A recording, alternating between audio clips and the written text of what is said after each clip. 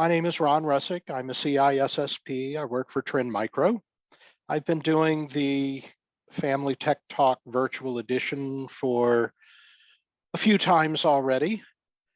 My co-host in the background is Lynette Owens. She's going to be a little bit quiet tonight. She's kind of the founder of the Internet Safety for Kids and Family. She'll pipe in if I forget something important, but otherwise she's just helping with logistics. I do want to remind everybody we are taking kind of attendance tonight. So if you can, we're going to post in the chat the link so that you can sign in and we'll have a record of you attending.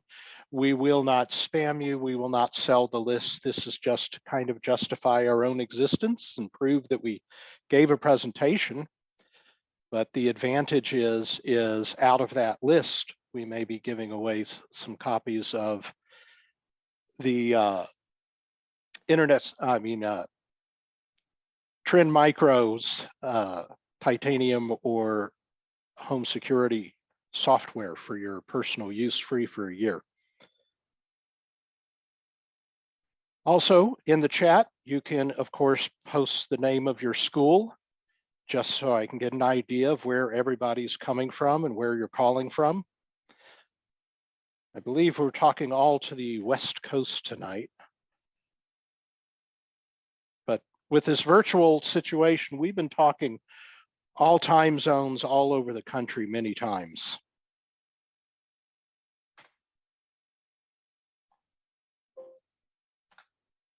So again, welcome. This is kind of interactive. We will have a few questions for you and chances for you to ask questions. If you'd wish to ask a question, please post that in the Q&A. If you have a statement, of course, you can use chat. And please do sign in to the link that is in the chat. And like I said, submit questions using the Q&A function.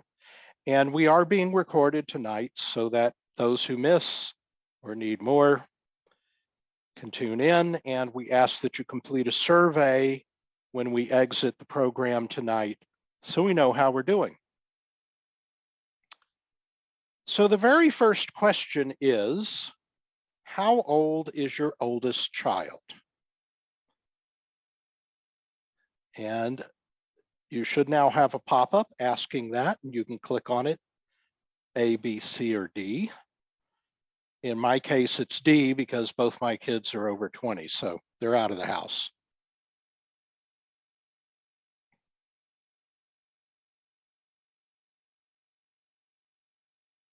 All right, so the biggest group is 6 to 10-year-olds. Nobody in the 11 to 14 range, and equal number of 5 years old or younger. So mostly 6 to 10 years old. That would explain why we have so many elementary schools listed in the chat. So then next question, let's see. There we go.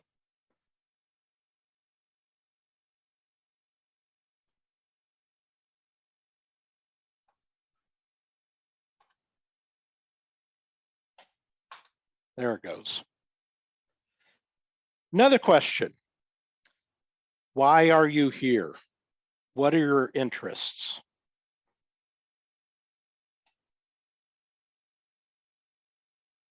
Managing screen time, helping my kids to stick to age, dealing with online bullying, or getting ideas for positive uses? Not sure, just here to learn.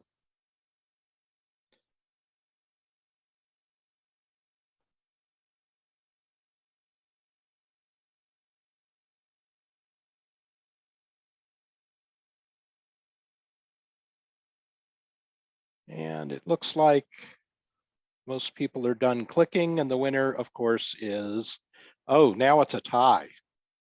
A and B, how to manage screen time and help my kids stick to age-appropriate content. We'll be doing that. We'll also go over some of the positive uses for the internet. And how to help your child deal and navigate this wonderful world of the internet.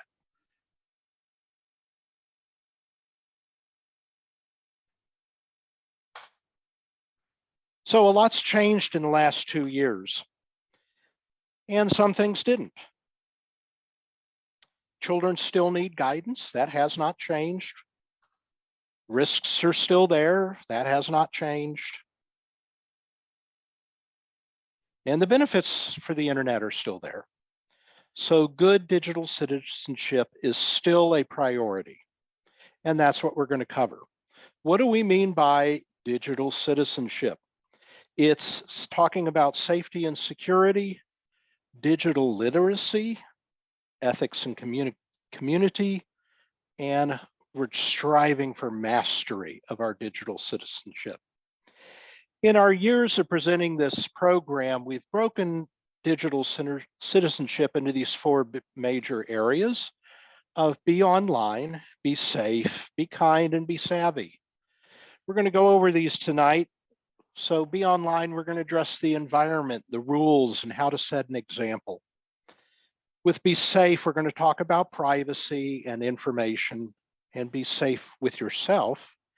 For be kind, we're talking about being kind to others as well as yourself.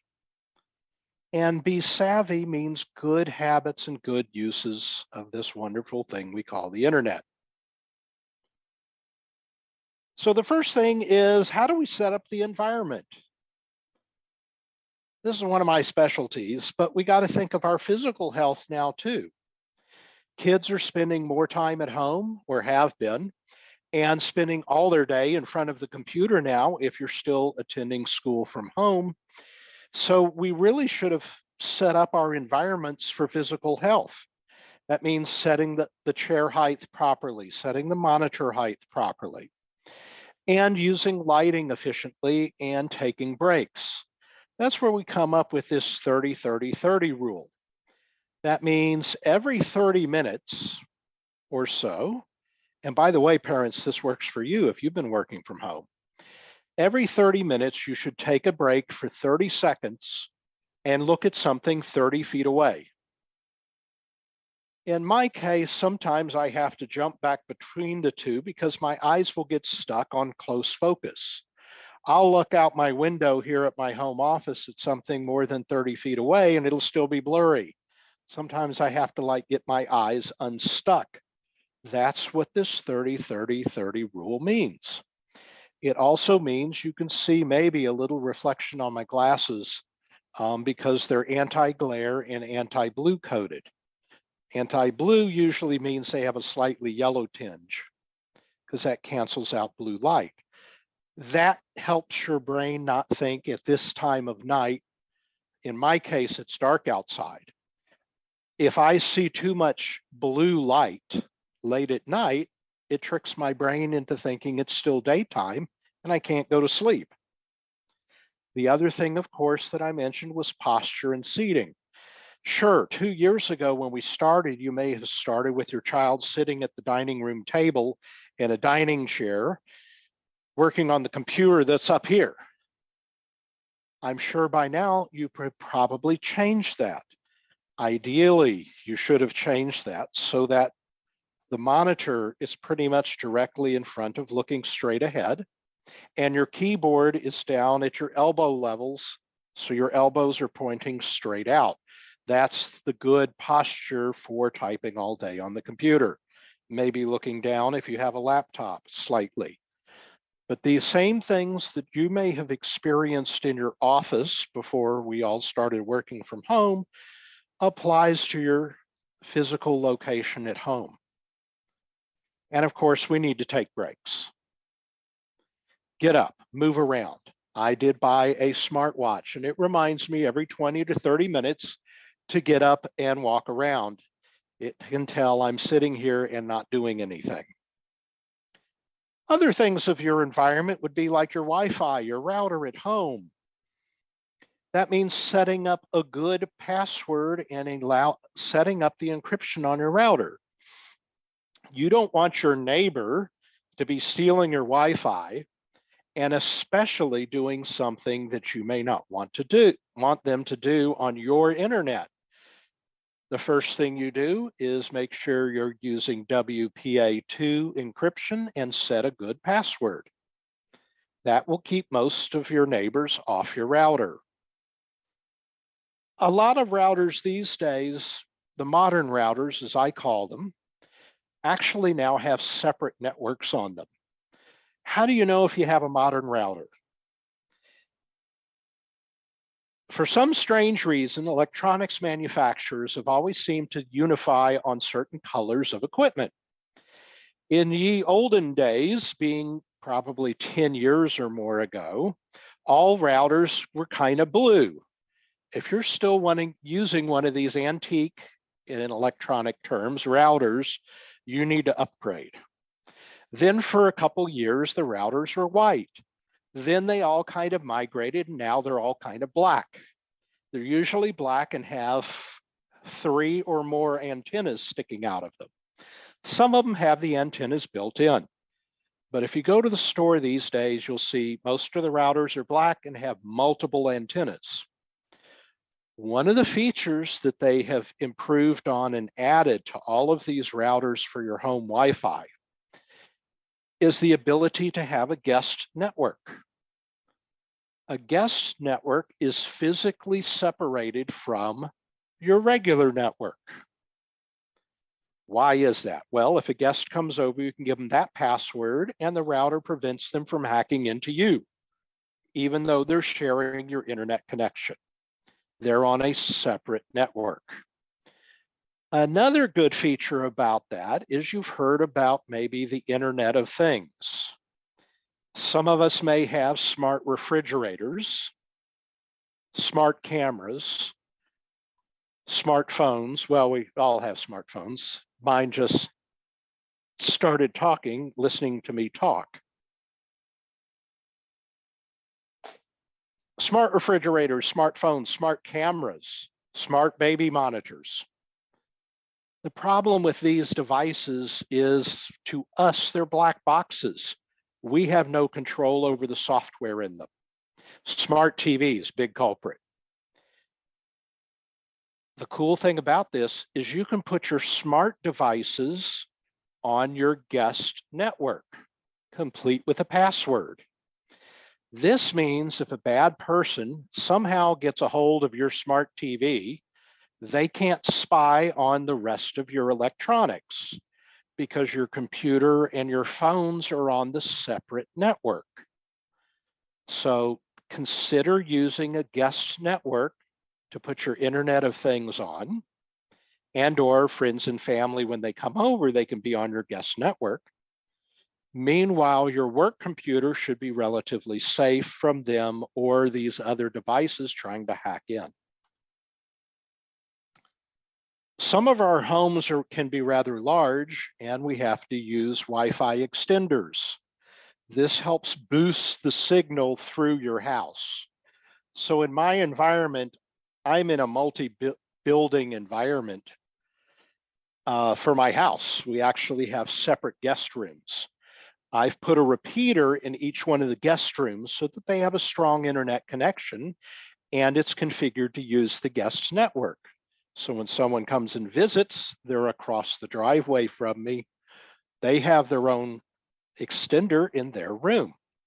In fact, I'm talking to you from an extender in my office that actually then forwards to the house and the main Wi-Fi.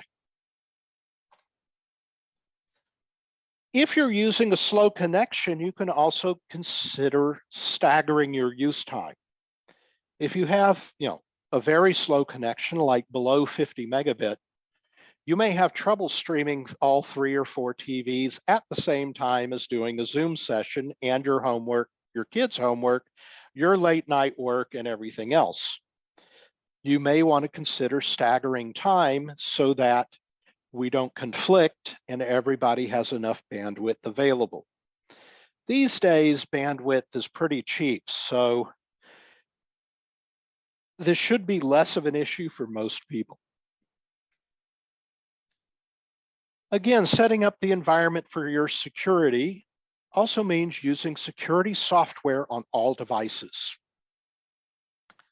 If it's a Mac, if it's a PC, if it's Linux, if it's a phone, if it's a tablet, anything that you can add and get to an app store on, you need to have security on all your devices.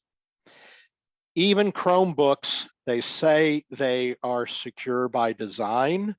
It is possible to hack a Chromebook, although it's very unlikely. The biggest targets are still Windows, Mac OS, iOS, and Android. Make sure your devices have their automatic firewalls turned on. A firewall prevents incoming data into your device that has not already gone out. That's what a firewall does.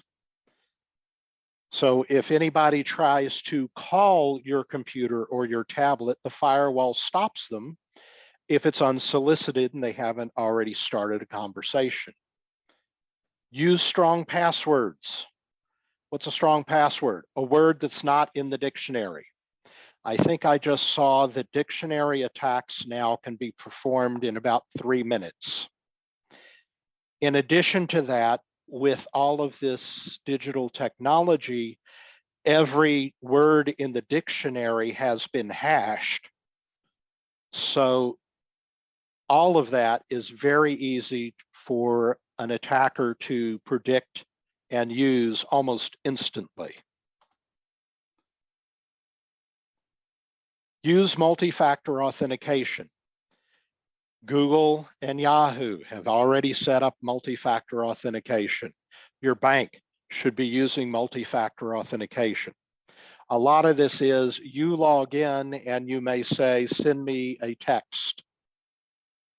That system that you're contacting has your cell phone. It sends you a text with a password or a number. You put in that number. That is multi-factor authentication. Use it if it's available, especially in banking. Use virtual private networks. Your office probably provided you with a VPN, a virtual private network. What that does is it encrypts and tunnels, what we call, the data between your computer and the virtual private network host. Then in case of, for example, a work environment is inside the firewall of your company. That allows your company laptop to communicate inside your company with all the resources. The additional benefit of that is VPNs usually encrypt all the data, which means even if you're in a coffee shop and somebody may be trying to spy on you, they can't see what you're sending because it's all encrypted and they don't have the keys. Therefore, they can't see what you're doing. The downside is if you set up a VPN for general use, Google does not like people connecting to it via VPN, and Google things break. And many corporate websites now can tell if you're on a VPN. And if you are, they think you're trying to break in because you're being anonymous. So you have to be careful with VPNs. For security purposes, it's great for you, but it's bad for the other end if they're trying to actually gather data. Google makes their money by gathering data on what you're doing so they can sell you advertising based upon what you're doing. We'll get into that, of course, again a little later. One of the last things that I cannot stress enough is update, update, update.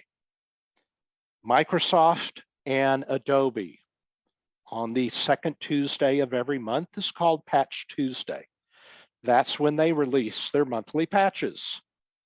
The problem is new vulnerabilities can be found almost daily. It may be 30 days before you get a fix for it. Other systems and all of your applications also require constant updates because new vulnerabilities are found in them almost daily. With Trend Micro, I work in a division called Tipping Point, where we make security appliances for corporations. Our researchers pretty much find new vulnerabilities in a whole bunch of things every single day. And we release updates every Tuesday as well. In fact, mine came about an hour before the seminar started. So it's a continuous battle to keep everything updated. What did we mean by strong passwords? Remember, I said something that's not in the dictionary. So here is an example of a phrase that could be changed. MN2B MTPT PS exclamation point. Good password. It's got a number. It's got upper and lower case. It's got a special character. What does it mean? Might need to buy more toilet paper soon. Especially these days, they're saying supply chain problems. Fortunately, I don't think we've had the run on toilet paper that we did at the beginning of COVID. I don't know what somebody needs with 1,000 rolls of toilet paper, but it's an example of what a strong password could be. And of course, you don't want to use this for every site either. You want to change passwords for every single site that you go to. Why? Because if one site is hacked, they may figure out what your password is and your email, and they may try that combination hundreds or thousands of other places, and one of them might get in. Another thing, back up and store safely. Perfect example. My father, who's in his 80s, started working with computers long time ago when they were mainframes. At his office, takes an external drive, plugs it into his computer, and starts a backup. He then leaves it there, turns out the lights, and walks away for the weekend. He comes back Monday morning and unplugs the drive. Well, as I pointed out to him, if somebody breaks into your office on the weekend, which is most likely, they're not only going to get your computer, they're also going to get your backup because it's sitting right there. He changed his pattern. He now backs up on Friday morning, takes the computer drive with him home in case the computer gets stolen. He has a backup. Online backups are certainly a viable option. We've had some consolidation. There used to be about 10 of the services. Now there's about 4 because a lot of them bought each other out. The nice thing about them is, of course, you can set it and forget it. The problem is, remember we mentioned passwords. Most of those services, your password becomes part of the encryption key. If you forget that password, your data is lost. They don't have a record of what your encryption key is.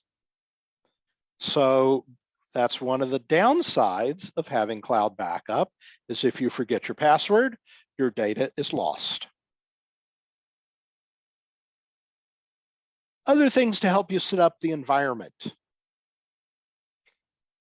Within the programs themselves, you can use some tech tools to set age-appropriate content, restrict in-app purchases, monitor the time online, set restrictions. These are available on a lot of things. Your router can actually help your child stay off the internet because you can set possibly parental controls in your router and configure when they can be online or not. Of course, that doesn't help if they have a phone, because phones get to the internet on their own. So a smart child, probably older than 10, will immediately just switch over to their phone to keep watching whatever they're doing. Other devices have restrictions. We have security software. We have applications in the app stores, and we have sites. And we're going to cover a little bit of this right now or shortly. So for example, one of our tech tools is iOS screen time. If for a little participation here, everybody put in chat if your child has a phone already, and is it iOS or is it Android?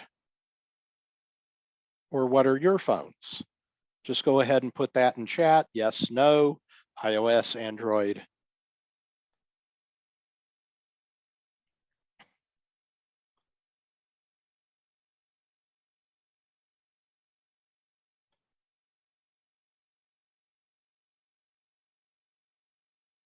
It looks like most people are using iOS. Some have none. So we'll cover iOS first. You can keep entering while I'm talking, especially if you don't have iOS. iOS, of course, means Apple. There's a program in it called Screen Time. When you go into your settings, you can set limits. You can set app limits.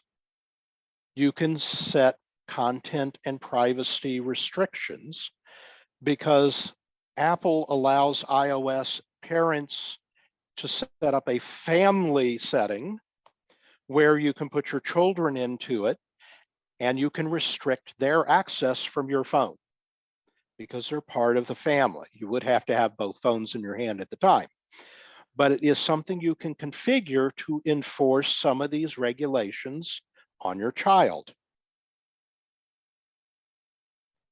So like I said, down at the bottom is where you can create your family of who is the parent, what's their phone, who is the child, what is their phone. Then you can force these regulations down onto your child. And it explains to you and can show you reports on what your child is doing. And again, you can set restrictions. Of course, restrictions only work on content that is participating in restrictions and actually provides the necessary flags for software to recognize it. It is not 100%, but it's getting there. And of course, there's more even to restrict. What can they use? What can they download? Google, for the one Android person that mentioned it, has a separate program. Since both Apple and Google want to control the world, their program is called Family Link. Again, you would install this on both the child's and your devices, and you would be able to regulate a little bit of what they're doing by filtering apps, limiting screen time, and track your child's location.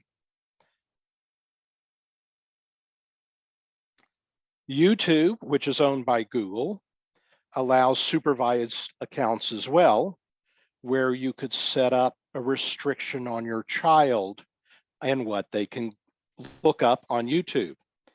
Again, it is not 100% because people are trying to sneak past these rules all the time. But they are making an attempt to address the issue. I'm going to go a little faster through here, but even, for example, TikTok offers family pairing, where again, you can go into restricting modes, family pairing, and set if an account is a parent or a teen.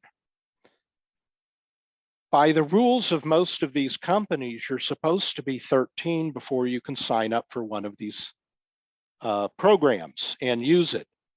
How many of your 10-year-olds or 9-year-olds are going to actually say, yeah, I'm 13 and sign up?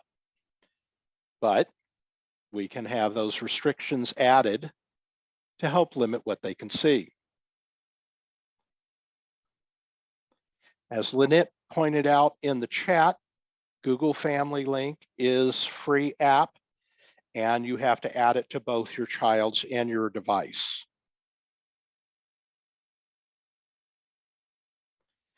Roblox, very popular, actually has a few things in it, as well as Discord, where you can say, keep me safe. What happened to Roblox? I thought there was more.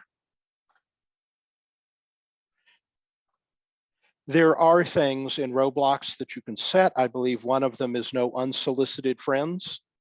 So your friends have to know each other before they can link.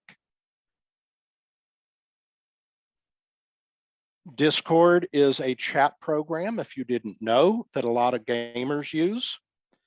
It's again more for probably teens that are playing games simultaneously with 5 or 6 other friends, and they'll all chat together on Discord simultaneously while they're playing their game. So it has also settings that say, you can say, keep me safe, keeps people from direct messaging you, and that sort of thing to help regulate who can talk to each other.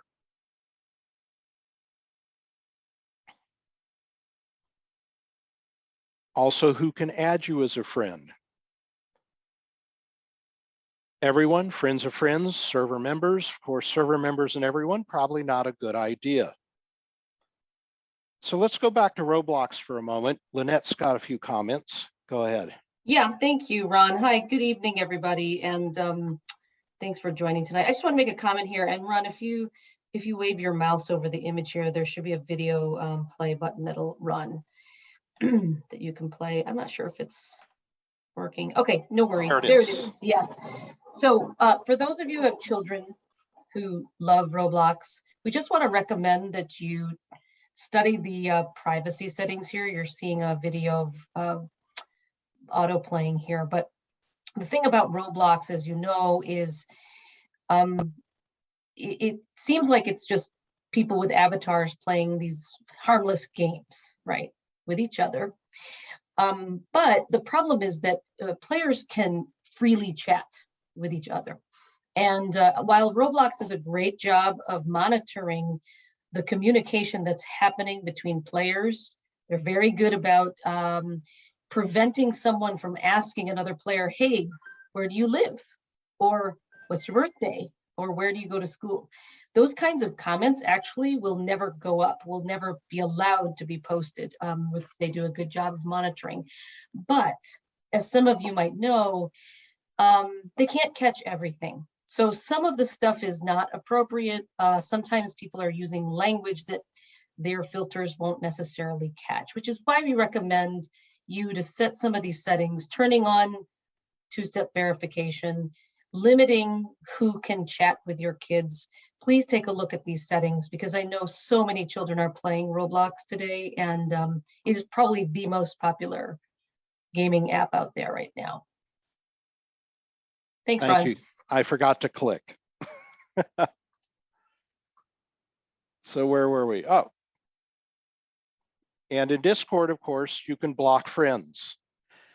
Teach your children when they're using these programs, if somebody says anything inappropriate or they don't like, they can block them. That prevents that person from communicating with them ever again. Xbox also has family settings. The thing I kind of like about Xbox, though, is if you put it in the common room with your large TV, you kind of know what they're doing. If Xbox is running in their room, you're a little out of touch.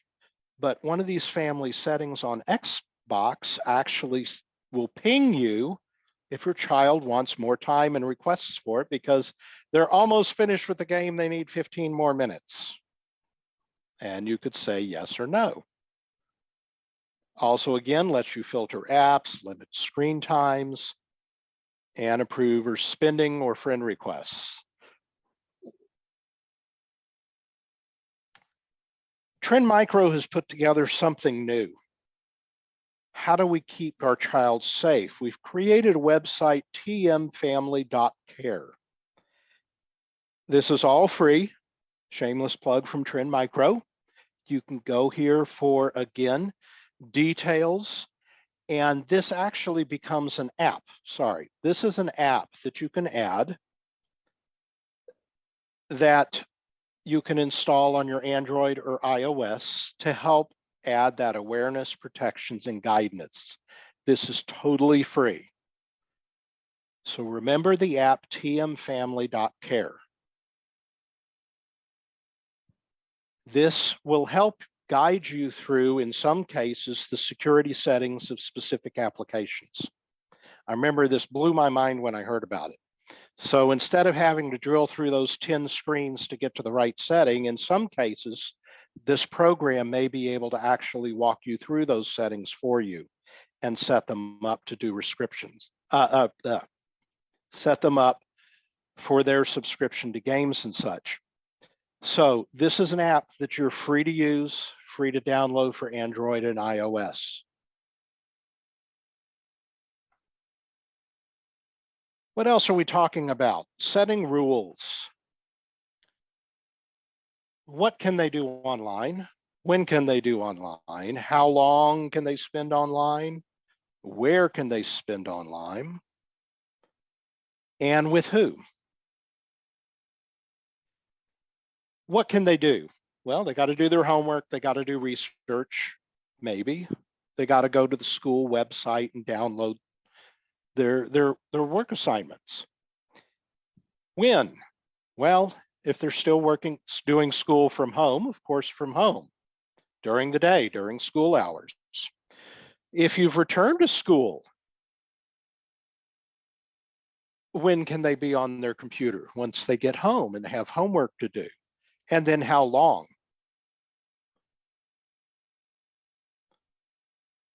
Also, where?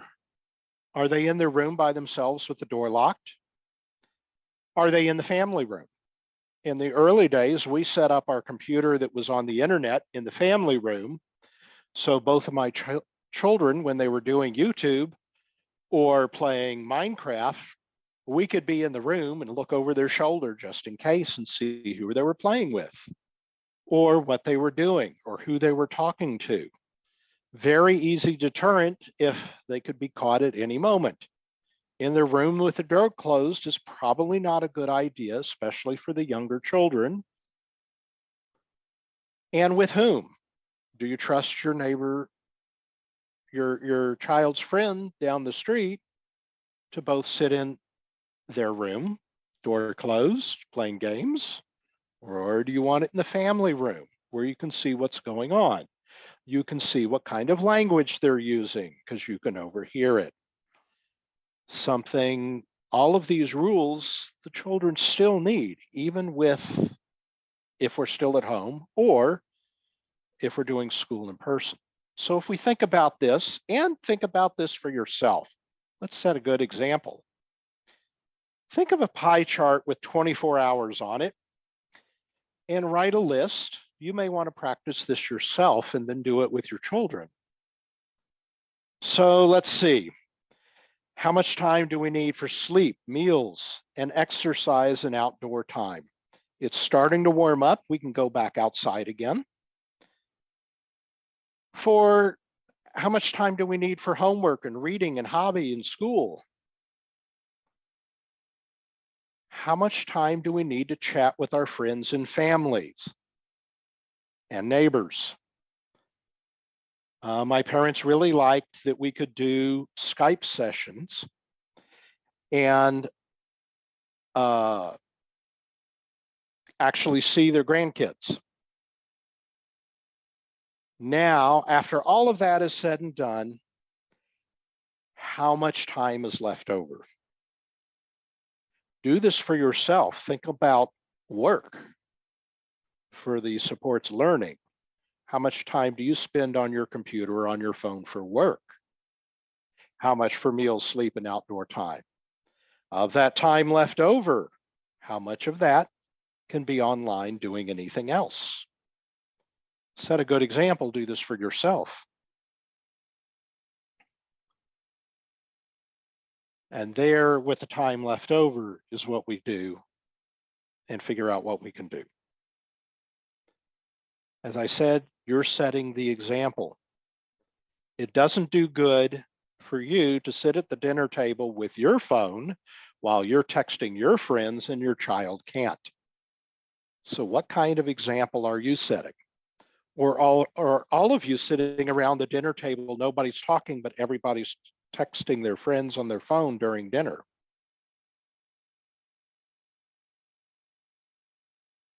So That was actually the largest section. Moving on to be safe. Protect your privacy by using privacy settings in all of these programs. As I mentioned, Google looks at what you're doing to provide you advertising. That is the cost for using the service. Even in programs such as Fortnite, there are privacy settings. Use what we call the hamburger menu. That's the little 3 bars. That opens up. Look, privacy. You can set it to private.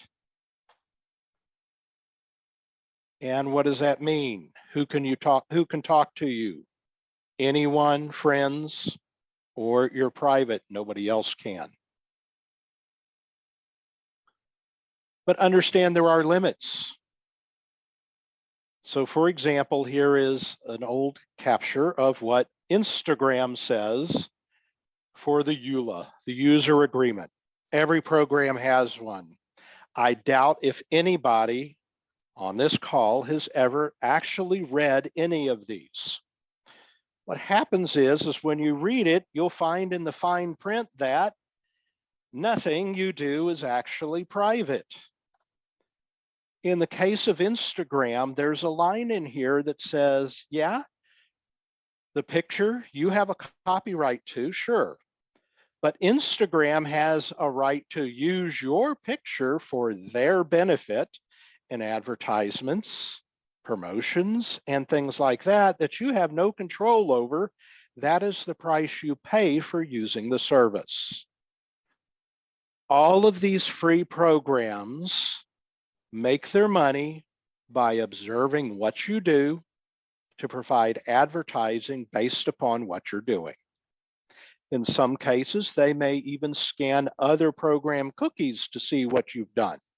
They may scan your Amazon cookies to find out what the last 20 things you looked at were and target advertising to you. Nothing free is really free.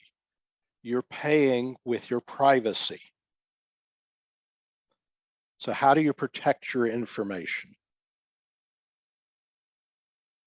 What else is out there? Gosh, there's so many things. We have poison search results. Michael Jackson's still alive. You've won a free iPad.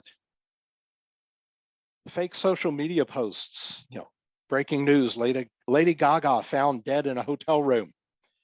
Or here's cheat codes for Fortnite. All of these things are totally fake and trying to steal your information. They make you want to click on them to see if it's too good to be true, or if the news is really true. Often, these will lead you directly to sites that will try to hijack your machine.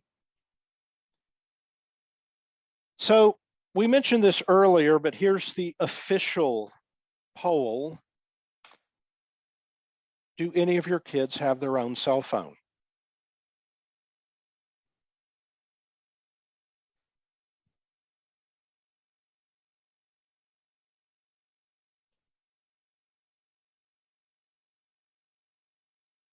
Oh, I didn't click enough.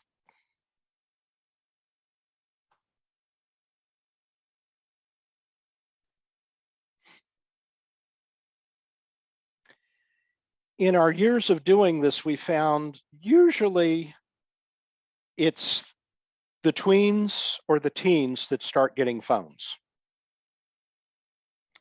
The younger kids usually don't need them quite yet, but in some cases they do. Both parents may work.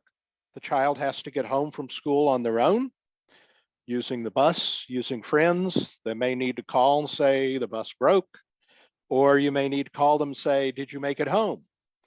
Those cases are great reasons for them to have a phone.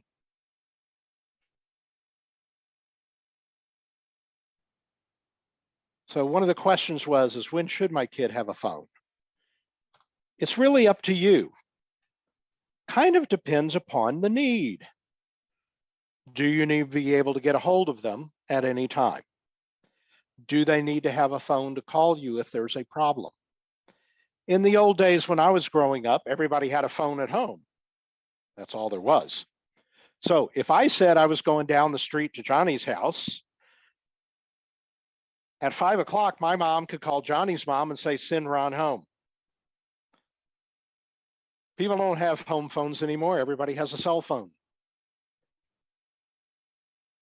You may need to call your child and say it's time to come home. Of course, with the younger ones, that's a little less likely.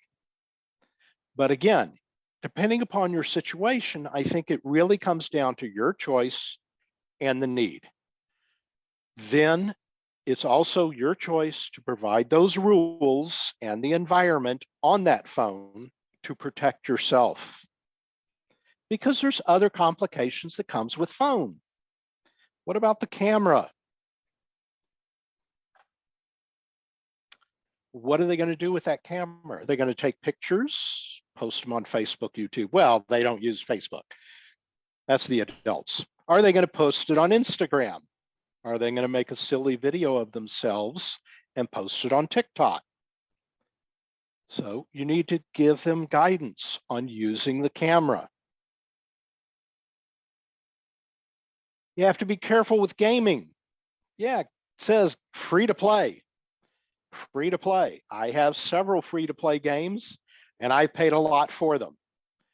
Because if you want to move up, if you want cool skins, if you want fast advancement, you have to pay. Make sure they don't have your credit card.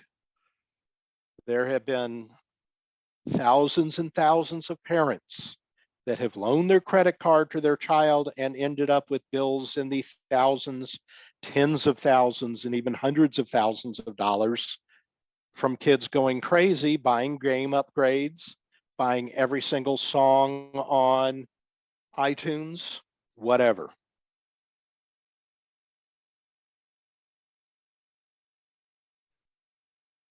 Another, go ahead, Lynette. Lynette's got a comment about the phone again, the pictures.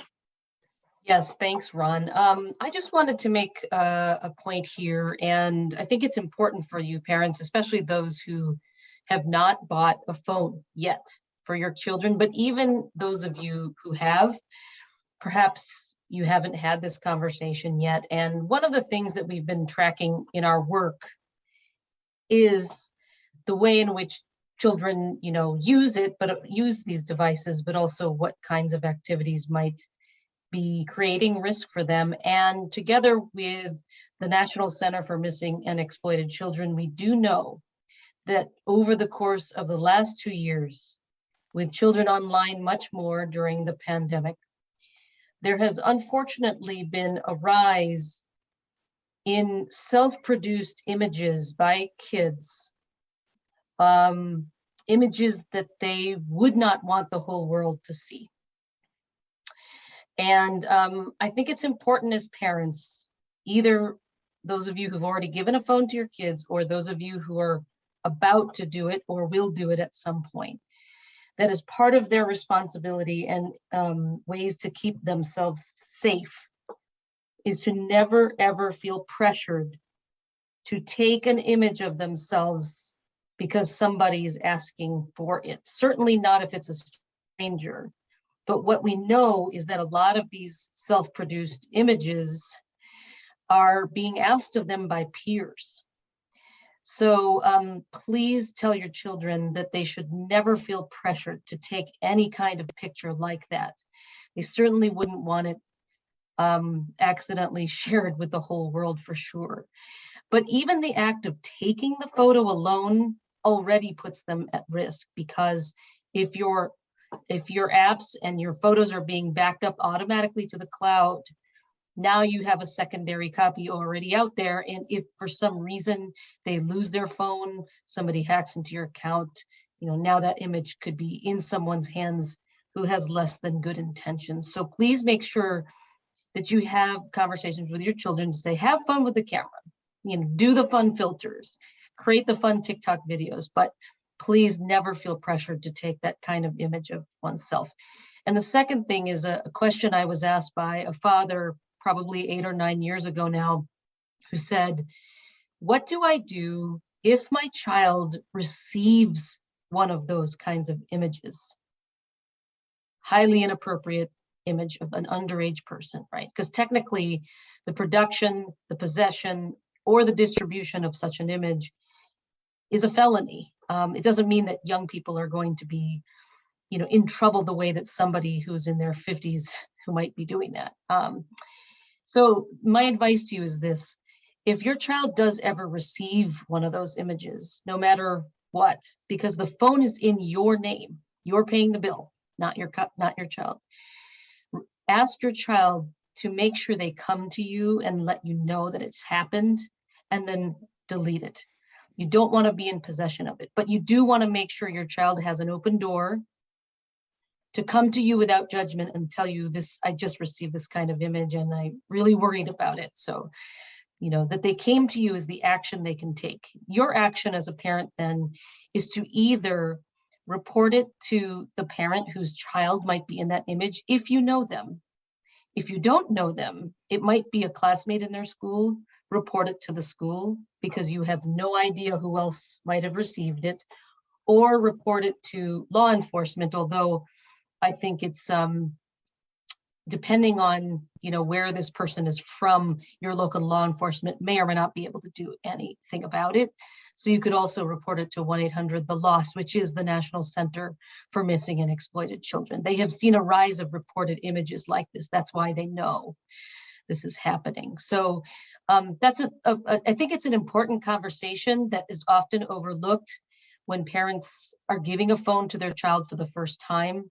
They talk about don't post anything, don't friend strangers, don't be using it too late at night. You have to charge it outside the bedroom at night and so on. But the use of the camera is something that we cannot stress enough, that we want children to use it for fun, but they need to be aware of the risks and the pressures to them too. Okay, thanks, Ron. Thank you.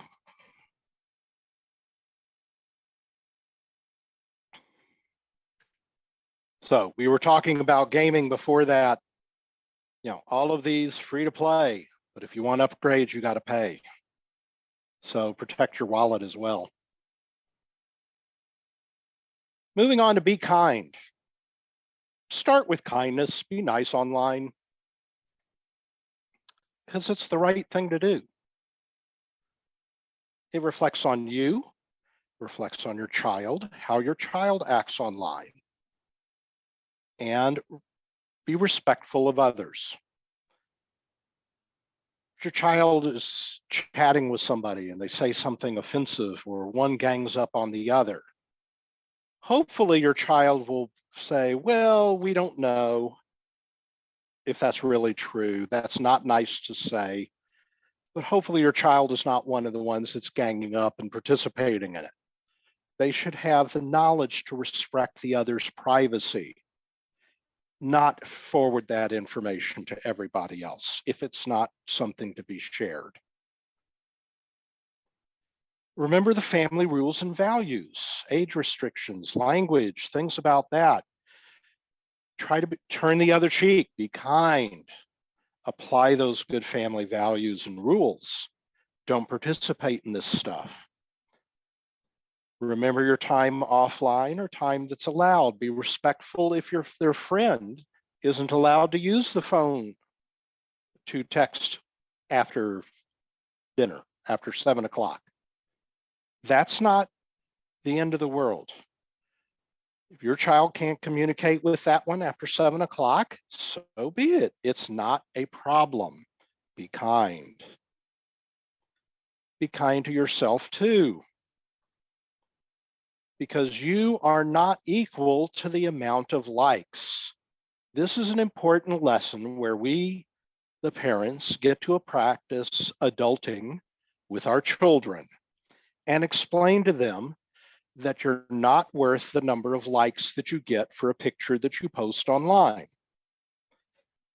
True story, my child created a Minecraft world and published it, I think, or shared it on a server.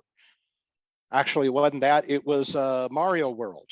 He created and published online. He only got one like. It was a fabulous like. It said, Nintendo, hire this guy. He makes good gaming. Worlds. He actually did get his degree in game design, but it was only one like. It could have been hundreds, but the one with the comment saying Nintendo should hire this kid was more important than the other 99 that he may not have gotten. If they post something and there's no likes, it's okay. Try to emphasize the quality of friends versus the quantity of friends. You all being parents yourselves, how many true friends do you have? One of the definitions I saw of a true friend is where if you now got in touch with some of your high school friends, how many of them would truly be your friend? Where you could sit down, have a meal together, and after 20 years of not seeing, 10 years of not seeing each other, given your age, would you be caught up and be on the same terms that you were 10 years ago? That is a true friend. Not somebody who would sit there and brag about all of their accomplishments and try to compare themselves to you and spend 3 or 4 hours trying to talk you down. That's not the kind of friend you would want.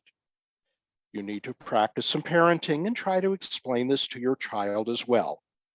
The whole world will not end because they didn't get a like or they got a thumbs down on a picture. It's not the end of the world because you are greater than those number of likes. So we need to nurture kindness. So we need to be supportive. Lynette talked about the open door where your child could come to you with an inappropriate image that somebody sent to them and talk to you about it, and you can assist them with it. This is being supportive. The act of them coming to you is the reward, is the good thing. They're not going to be in trouble for reporting this to you. The other person who did it is going to be the one that's going to be in trouble.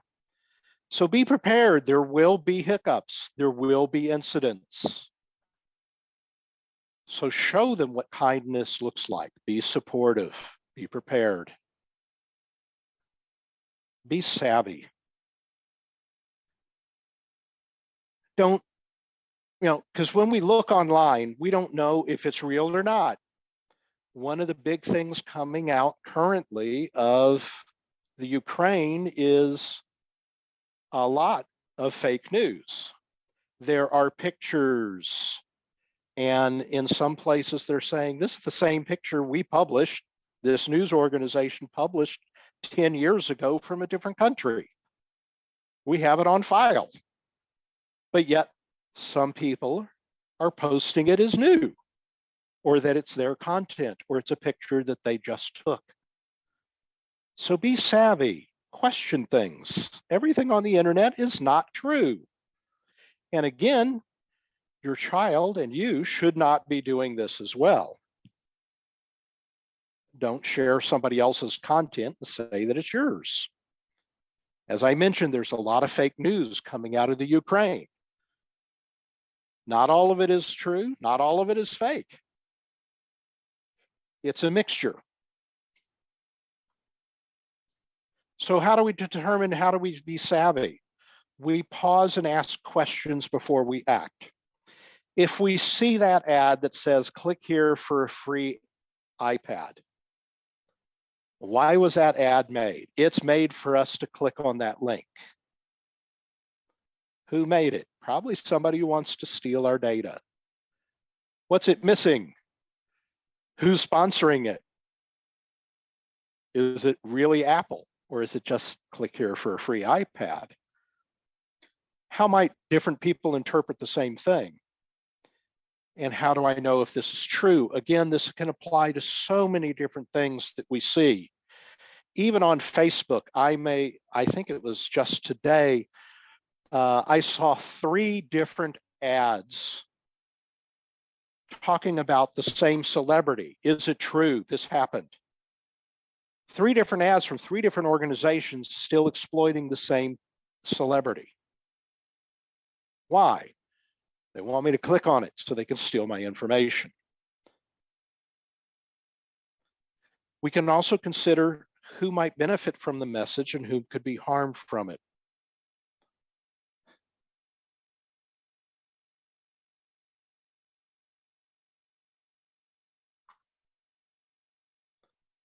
So what we want to do is we want to build healthy relationships. This is a handout, isn't it? Or is it online, Lynette? Parents Guide. This is actually on our website, which we'll show at the later part of the presentation. Okay. But yes, this guide we've developed with the National Association for Media Literacy Education. Mm-hmm. So we have to think about this. But we can encourage good habits too. How many people have actually looked yourself up? Have you Googled yourself? You may find some very interesting information.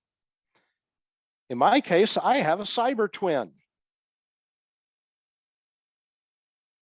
I put my name in. I put my name into Google and found a cyber twin. There's a Ron Russick up in Northern California who's vice president of medical technology company. That's not me, but it shows up as Ron Russick. Doesn't look like me. Ron, if you put your mouse over the image again, it should, nope, if you back. just wave your mouse over the image, you'll see a play button appear. There There it you goes. go, it's playing. And that's how you set an alert. But what you can do is set an alert. So what I did is I set an alert for Ron Russick. And when my cyber twin was promoted, I got the alert of the news article that he was in showing me that he'd been promoted. And it's like, me? No, my cyber twin. So I put news.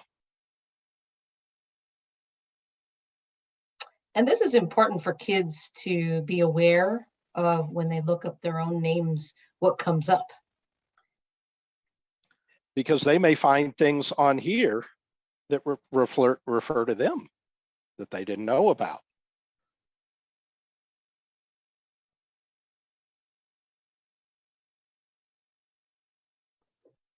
Yep, so setting alert makes it easier than having to search for your name every time. You'll just get an email telling you something was posted about you or your child. And I think it gives you the link. Yes, it shows you exactly what was posted. Yep. So that's a good habit.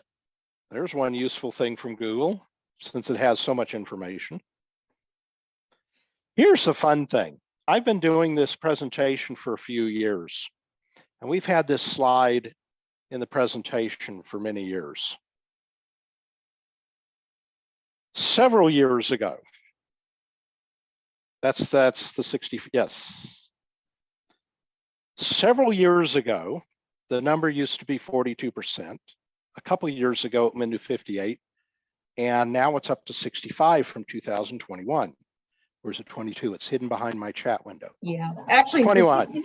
The 65 is this year. All these numbers are from the same year, but they represent the numbers of people who saw something not favorable versus favorable. Yeah. So originally, Kaplan Institute asked college administrators, admission offices, is looking up somebody online fair game to consider them for admission?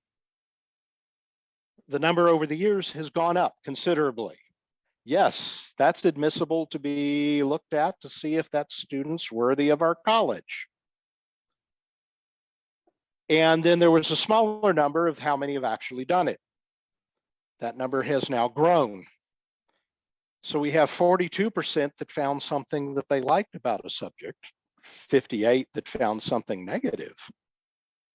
Of the 65% of those surveyed who actually looked and said it was admissible information. So doing something online can work to your benefit, could also work against you, especially for your children, because eventually we hope they go to college. What they do online, even today, 10 years from now, could be pulled up, possibly. And is it going to be good or is it going to be bad? This could be a good use of the internet. I accomplished something. Here's my first musical recital on YouTube. Here's, a contest that I won. So we need to encourage good uses of the internet. Other things we can do is learn new skills. There's several different online free universities or things to sign up for where you can learn new skills, take kind of short classes. You can promote a cause, raise funds, showcase your accomplishments. Yeah, I'm a child prodigy. I did my first piano recital at 10, and I nailed that song, that work. You could enter contests. All of these things taken together, we need to consider again. To be online, be safe, be kind, and be savvy. So again, be online is the rules, the example.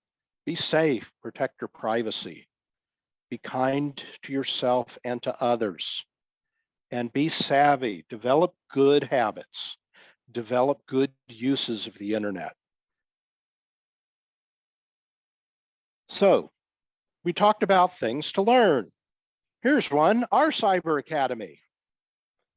I think this is really cool.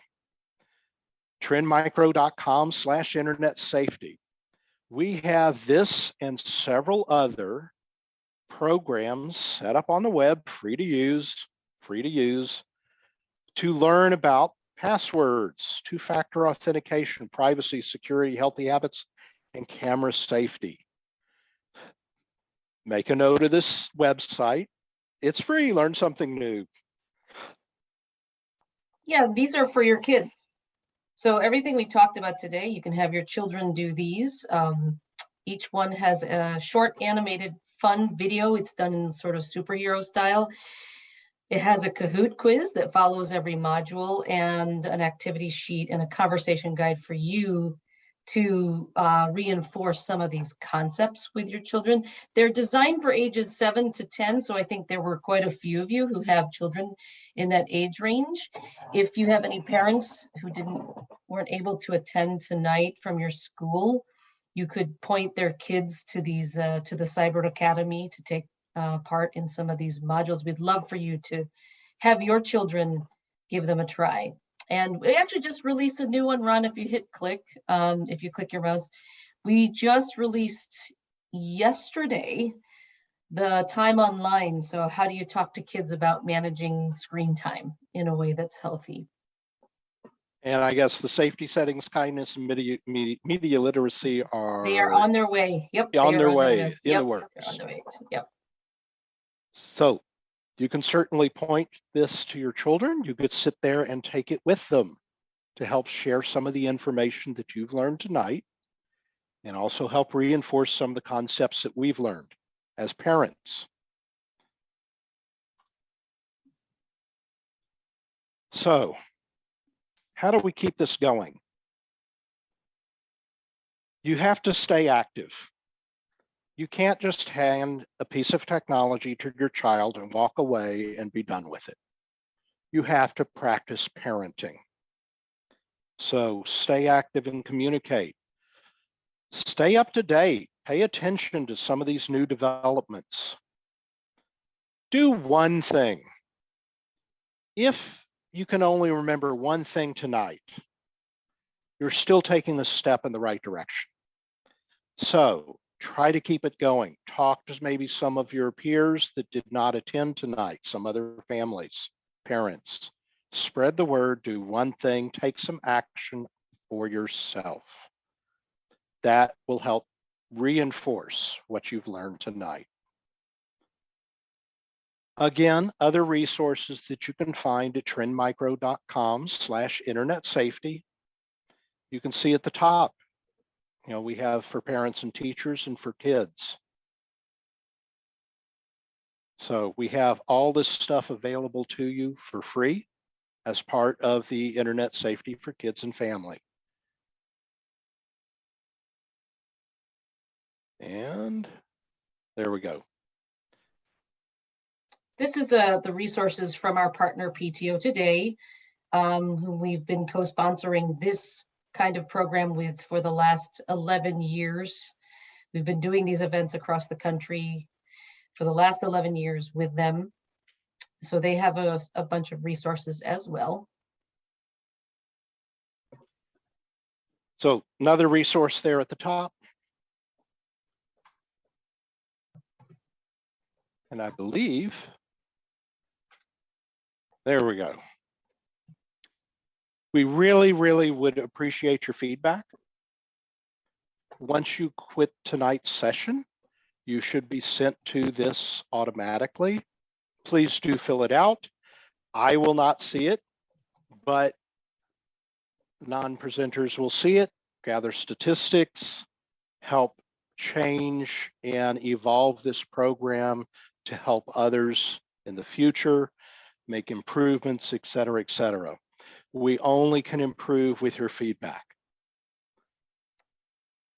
And if you do include your email on the feedback form, you can win a free 1-year subscription for 5 devices of Trend Micro's Maximum Security.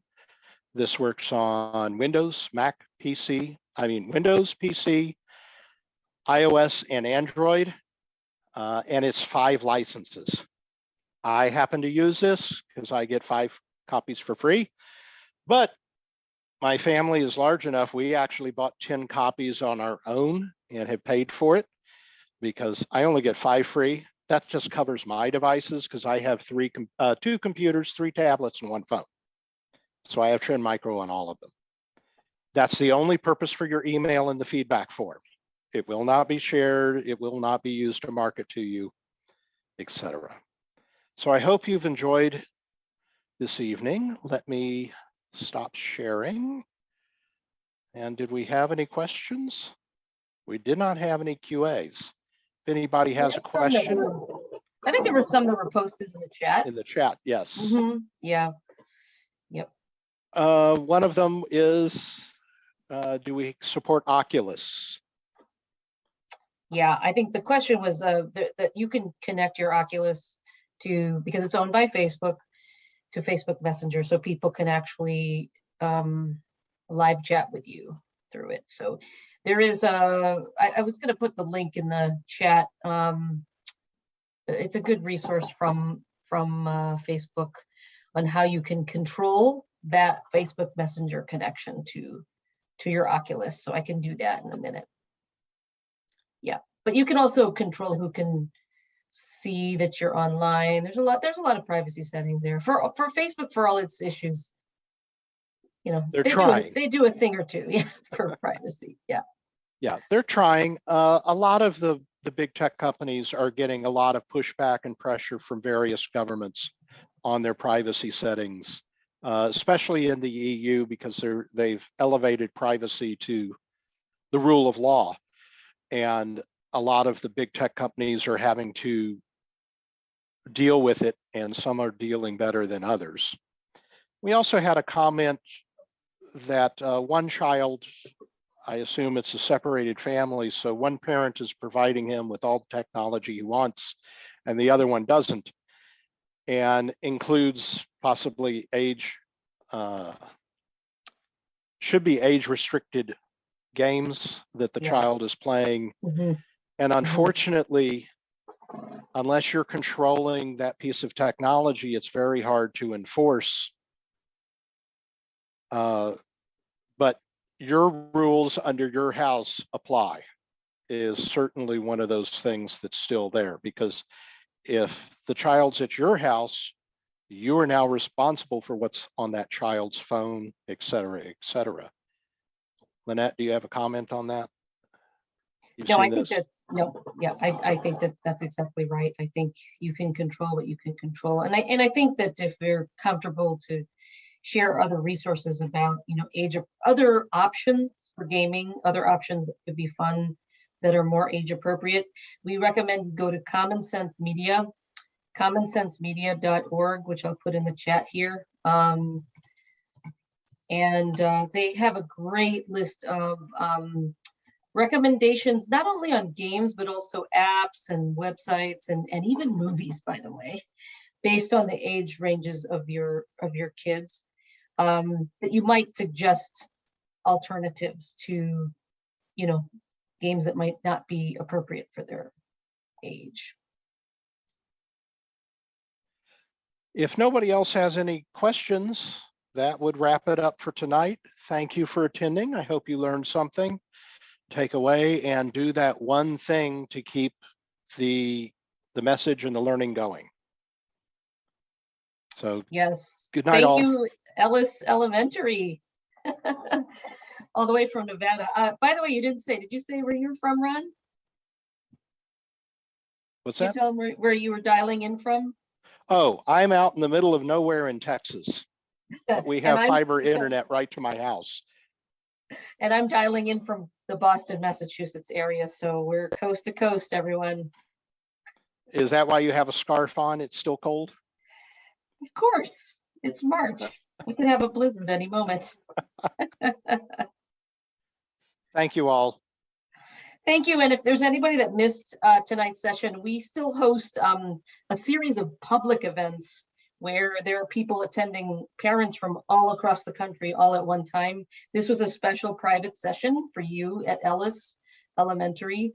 But if you go to that website that Ron showed you previously, trendmicro.com/internet-safety, you will see that we're still hosting another one tomorrow night. I think 2 more in April, 3 more in May. These are open to schools and anyone from anywhere. So you'll typically see hundreds and hundreds of parents on those sessions coast to coast. Great job, Ron. And thank you, everyone.